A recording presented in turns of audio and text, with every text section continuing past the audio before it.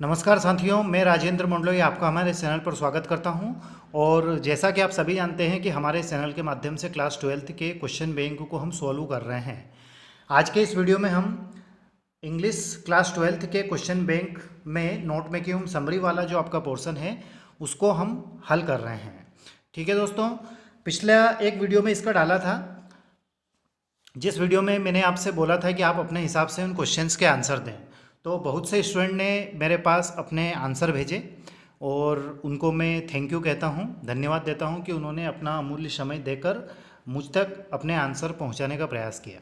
और बहुत से स्टूडेंट ने नहीं किया, तो उनसे भी मैं रिक्वेस्ट कर रहा हूँ कि आप अपने आंसर्स लिख कर भेजें, ताकि मुझे पता चले कि आप कहाँ पर गलती कर रहे हैं और किस हिसाब से हम उसमें सुधार कर सकते हैं।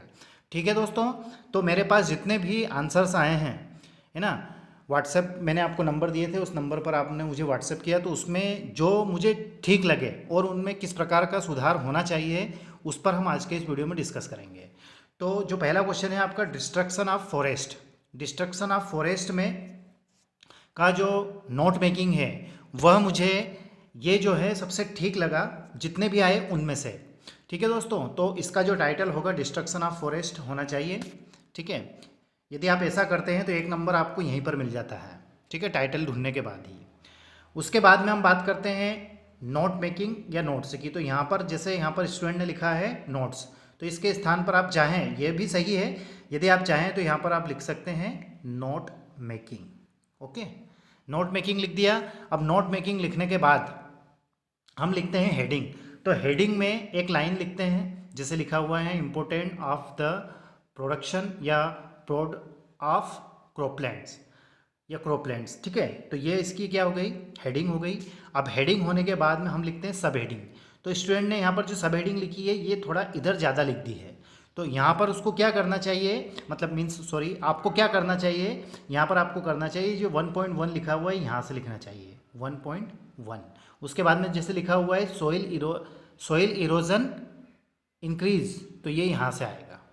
उसके बाद में दूसरी सब हेडिंग लिखेंगे तो जैसे 1.2, तो 1.2 यहाँ लिखेंगे, मतलब ये दोनों सीध में आने चाहिए। और फिर लिखेंगे सोइल लिटररी गेट्स वास्ट।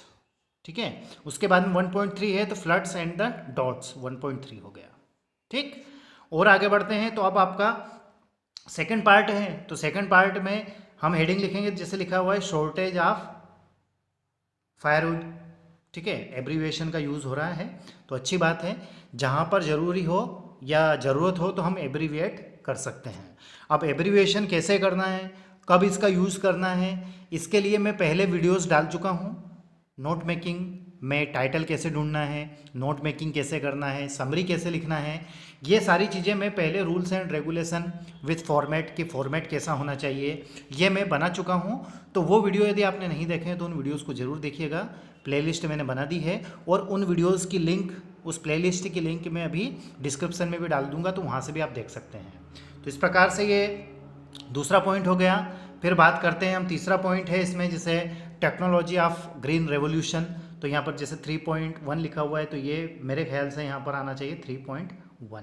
फिर 3.2, फिर जो लिखा हुआ है जैसे limited diet of chemical fertilizers, फिर 3.3, तो ये यहाँ पर आना चाहिए।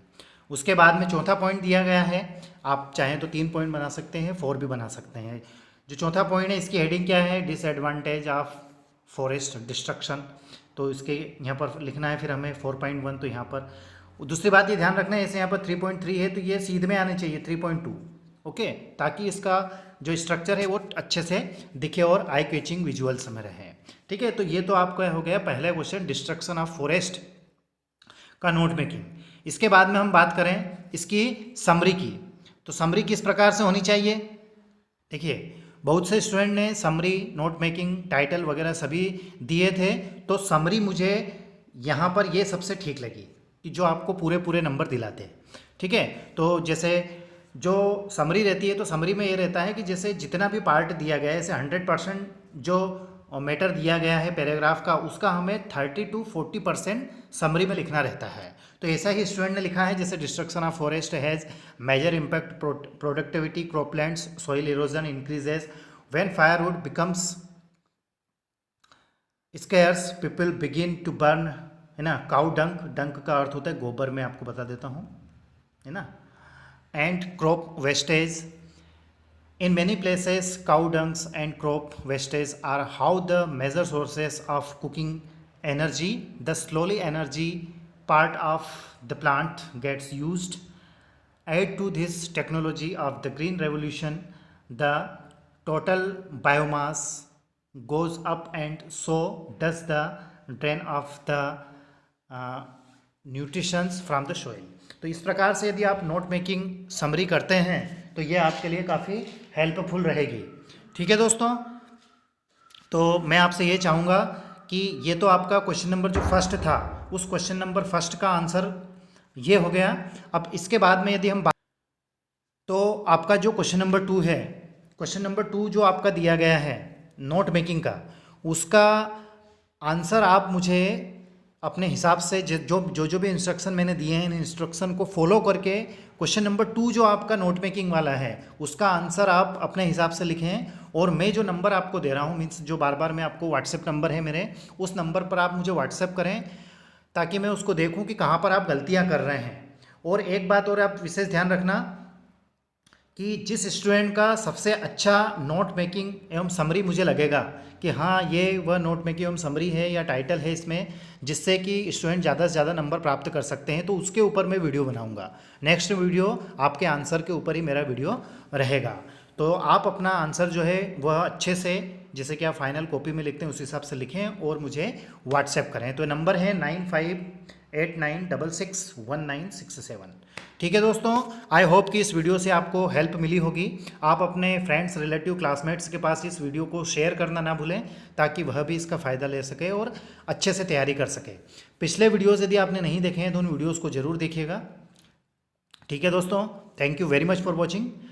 अच्छे से तैयारी करें, अपना ध्यान रखें और खूब मन लगाकर तैयारी करें। Thank you very much and thank you for giving your valuable time. Please share my videos with your friends, relatives and classmates. Thank you once again.